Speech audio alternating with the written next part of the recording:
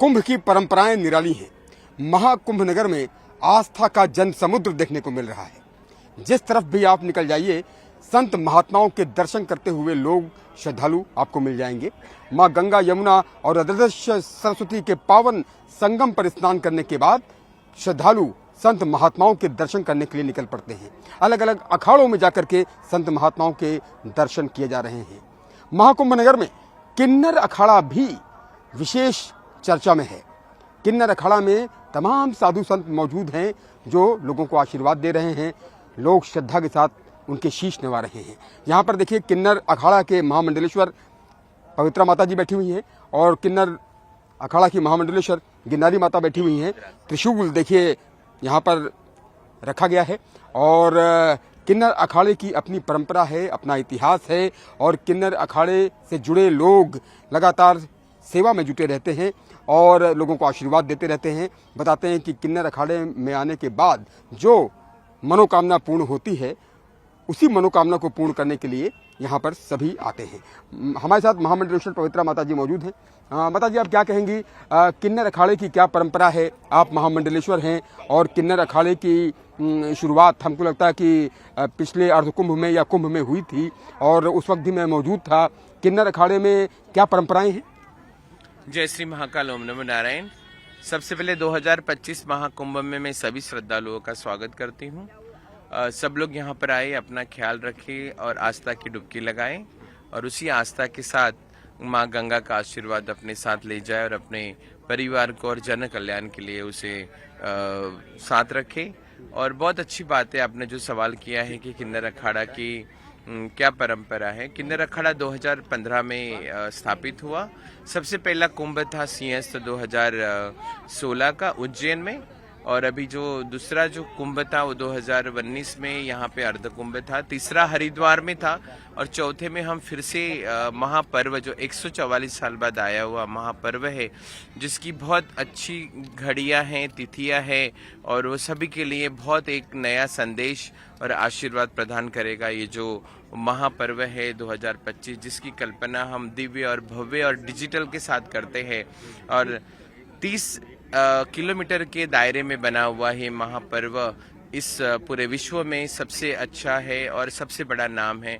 क्योंकि हम तो त्योहारों की हमेशा इंतज़ार करते हैं, आशा करते हैं कि हम इस बार अच्छा करेंगे, लेकिन ये जो महापर्व है इसके लिए हमने सालों से इंतज़ार किया और आज हम माँ गंगा की गोद में इसी पर्व के साथ इसी धरती पर हम यहाँ पर है और यहाँ पे हम सभी को प्रदान कर रहे हैं हम हमारा आशीर्वाद। और बहुत अच्छा लग रहा है कि इतनी सारी भीड़, इतना अपनापन और कहीं नहीं मिलेगा जो किन्नर अखाड़े में मिलेगा। माता जी, एक मैं आपके हाथ में सिक्के देख रहा हूँ। मैं परंपराओं के बारे में ज़्यादा फोकस्ड हूँ कि परंपराएं जो हैं, जैसे सिक्के आप हाथ में लिए हुए हैं माता जी, तो इस सिक्का लेने के लिए लोग हाथ जोड़ करके यहाँ खड़े हुए हैं। सभी लोग हाथ जोड़ करके जिस तरह प्रणाम कर रहे हैं, किन्नर अखाड़े में देखिए हम लोग मौजूद हैं और सिक्का लेने के लिए देखिए ये तैयार हैं।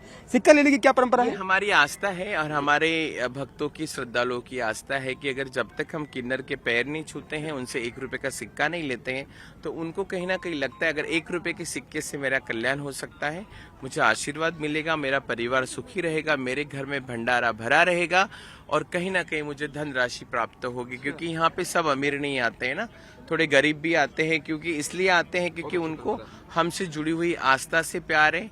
हम हिंदुस्तानी हैं, हम हिंदू हैं, हम सनातनी हैं, तो सबका विश्वास इस 1 रुपए के सिक्के पे है। क्योंकि ये 1 रुपए का सिक्का पास में रखने से कहीं ना कहीं उनकी भावना में, उनकी श्रद्धा में एक प्यार है और उनको आशा है कि मेरे यहाँ इस सिक्के से मुझे बरकत मिलेगी, दुआ मिलेगी, इसीलिए सब आते हैं। बहुत अच्छी परंपरा है, इसलिए यहाँ पर लोग 1 रुपए का सिक्का लेने के लिए बिल्कुल नतमस्तक हैं।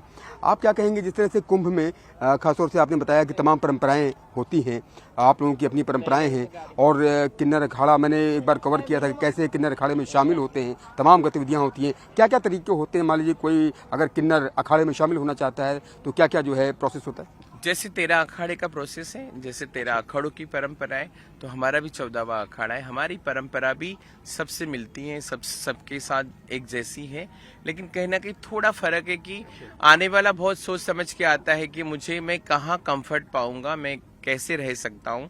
तो बहुत सारे लोग हमारे यहाँ भी आते हैं। अभी हमारे रोज पट्टाभिषेक हो रहे हैं। हमारे किन्नर समाज की हमारी सारी बहनें अपने आप को पूरी तरह सनातन के लिए झोंक रही है, खुद को दीक्षा ले रही हैं। और जो पट्टाभिषेक पूरे अखाड़ों में होते हैं हमारे यहाँ भी होते हैं और बहुत अच्छा लगता है कि यहाँ पर मैं देखता हूँ कि बहुत वेल क्वालिफाइड अखाड़े में संत हैं और कोई पोस्ट ग्रेजुएट है, कोई पीएचडी है। हमको लगता है कि डॉक्टर लक्ष्मी नारायण त्रिपाठी जी भी बहुत वेल क्वालिफाइड हैं। इतने वेल क्वालिफाइड यहाँ पर किन्नर अखाड़े में लोग मौजूद हैं। आप अपने अगर शिक्षा के बारे में बताएं, कितनी आपने शिक्षा दीक्षा ली और फिर आप किन्नर अखाड़े में शामिल हुए? जी, मैं तो बहुत सालों से इस अखाड़े के लिए काम कर रही हूँ। मैं मेरी कम्युनिटी के लिए छोटे छोटे एनजीओ चलाती हूँ। माता जी अपने कम्युनिटी को लेके गरबा का व्याख्यान करते हैं, गरबा गाते हैं बहुचरा माता का। पूरे गुजरात में माता जी फेमस है क्योंकि बहुत अच्छा गाती हैं और घर घर में हम आशीर्वाद देते हैं। किसी की गोद नहीं भरती है, अगर गोद नहीं भरती है तो हमारे पास लोग आते हैं, हम उनको आशीर्वाद देते हैं। उनके घर में छोटे कान्हा जी आते हैं और उनके उपरांत कोई श्रद्धा के साथ हमें घर में बुला के गरबा गाता है, हम लोग जाते हैं। और वहीं हमारे यहाँ सभी क्वालिफाइड हैं, हमारे बच्चे सभी पढ़े हैं, लेकिन कब हम गलियों में नहीं गए। हमने एजुकेशन लिया है और हम आने वाली जनरेशन के लिए भी वही सेम चाहते हैं कि हमारे जैसे बच्चे जो हमने देखा है, हमने दर्द झेला है, वो आने वाले बच्चे ना झेले, वो अपना एजुकेशन करे, अपने माँ बाप के साथ रहे और अपने आप को बड़ा करें। बहुत बहुत धन्यवाद आपका।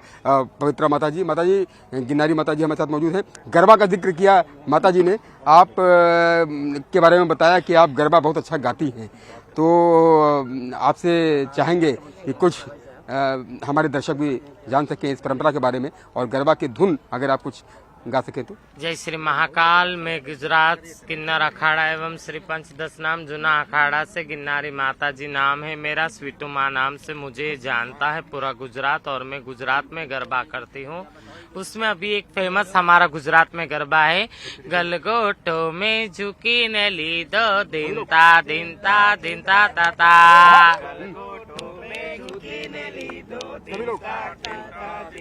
गाँव सब गलगोटो में झुकी ने ली दो दिनता दिनता दिनता ताता।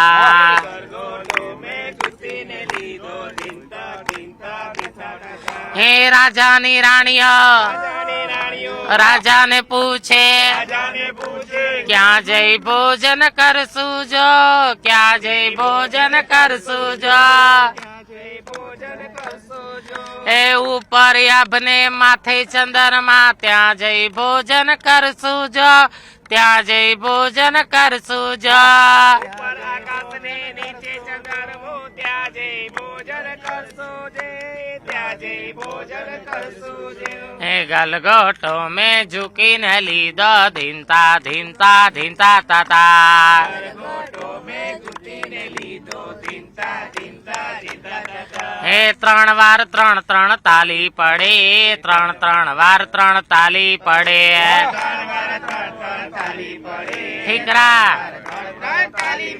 हे उगमणा रथ जोड्या रे लोल, उगमणा रथ जोड्या रे लोल, उगमणा रथ जोड्या रे लोल, उगमणा रथ जोड्या रे लोल। हे किया में बेसी आव्या रे लोल, माली अंबे में बेसी आव्या रे लोल, किया में बेसी आव्या रे लोल, अंबे में बेसी। आपने सुना होगा ये गुजराती गरबा है। ये गरबा से मैं बहुत फेमस हुई, माँ भगवती की कृपा से मैं बहुत फेमस हुई। और मैं चाहती हूँ यहाँ कुंभ से, यहाँ प्रयागराज की नगरी से, यहाँ 3 नदियों के संगम से, त्रिवेणी संगम से ये जाना जाता है। यहाँ की भूमि से मैं गुजरात की और पूरे विश्व की तमाम धर्म प्रेमी जनता को आशीर्वाद देना चाहती हूँ। जैसे हम आनंद का गरबा करते हैं गुजरात में, वैसे ही आप और आपका परिवार आनंद में रहे। उसके साथ हर हर महादेव, हर हर महादेव। जय हो जय हो जय हो। जय हो। तो आपने देखा किस तरह से किन्नर अखाड़े का रंग है, किन्नर अखाड़े की अपनी परंपराएं हैं और किन्नर अखाड़े में कैसे ₹1 का सिक्का लेने के लिए ये भीड़ जमा है। आप देखिए, ₹1 के सिक्के से आशीर्वाद दिया जाता है। जरा ये भीड़ दिखाइए कि किस तरह से यहाँ पर सभी लोग आशीर्वाद ले रहे हैं और ₹1 का सिक्का किन्नर अखाड़े में पाना चाहते हैं, क्योंकि ₹1 का सिक्का अगर यहाँ मिलता है तो उससे धन धान की पूर्ति होती है। तमाम परंपराएं ऐसी हैं जो बिल्कुल डिफरेंट हैं और किन्नर अखाड़े की भी छटा देखते ही बनती है। आप देखिए इन तस्वीरों में कि कैसे यहाँ पर मेला लगा हुआ है और एक झलक पाने के लिए, दर्शन पाने के लिए ये सभी बेताब हैं। आप देखिए अलग अलग यहाँ पर माता की पूजा यहाँ पर की जा रही है और किस तरह से यहाँ पर मूर्ति रखी गई है। तमाम परंपराएं ऐसी जीवंत हैं। आप देखिए माता जी यहाँ पर बैठी हुई हैं और किन्नर अखाड़े में ये लोग हैं और क्या कहना चाहेंगी माता जी? आप लोग आशीर्वाद दे रही हैं, माता जी से बात कर लेते हैं। किन्नर अखाड़े महामंडलेश्वर जी हैं। महामंडलेश्वर जी, क्या कहेंगी आप? किन्नर अखाड़ा एक शान है कुंभ की और किन्नरों ने जब अखाड़े में आने के लिए बात कही थी तो उस वक्त तमाम संघर्ष आप लोगों को झेलना पड़ा। कितना संघर्ष आप लोगों को झेलना पड़ा यहाँ तक आने के लिए, अखाड़े तक पहुँचने के लिए? संघर्ष संघर्ष तो हम लोग जैसे जिंदगी चल रही है वही से संघर्ष करते आए हैं, लेकिन अंतर्राष्ट्रीय किन्नर अखाड़े का गठन हुआ था 2013 में।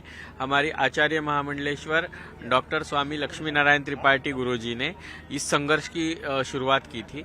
2013 में उन्होंने कुंभ में उज्जैन जब कुंभ हुआ था तब स्नान करने के लिए किन्नर देवता स्नान के लिए उतरे थे। सभी की तरफ से इसके लिए विरोध हुआ था।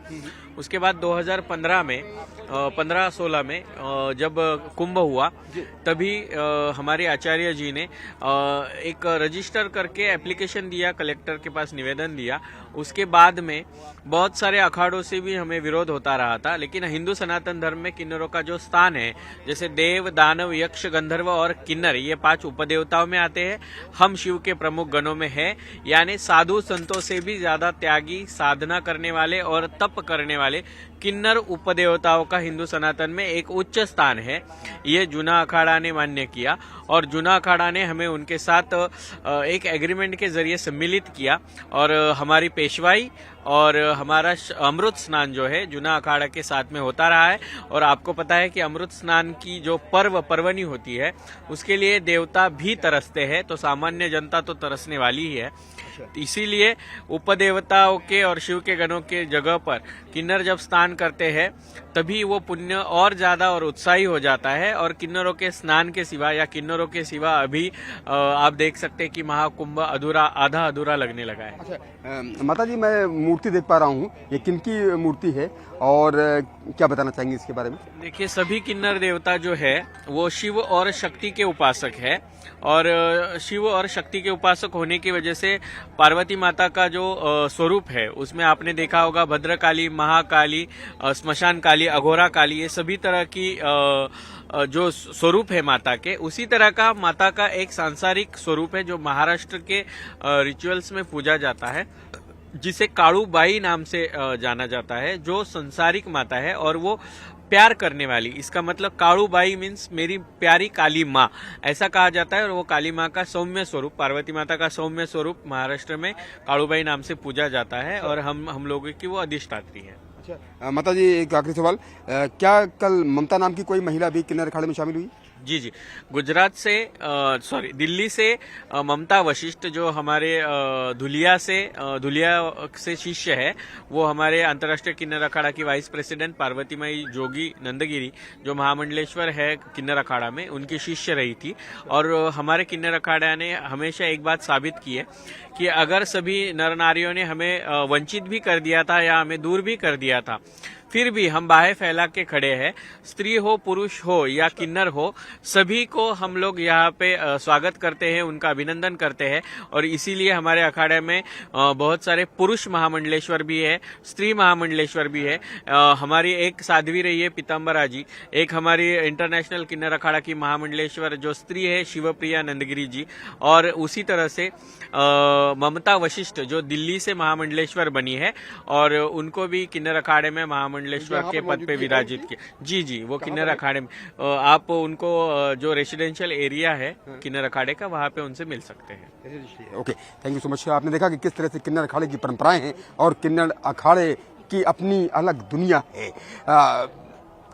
कुल 13 अखाड़े हैं, अटल अखाड़ा, निरंजनी अखाड़ा, जूना अखाड़ा, पंचदशनाम अब वाहन अखाड़ा तमाम अखाड़े हैं और 14वां अखाड़ा किन्नर अखाड़े के रूप में है। तो किन्नर अखाड़े की परंपराएं निराली हैं और 1 रुपए की सिक्के वाली परंपरा तो अद्भुत है। कैमरा पर्सन सोनू मंडल के साथ उमेश श्रीवास्तव, न्यूज़ 18, महाकुंभ नगर, प्रयागराज।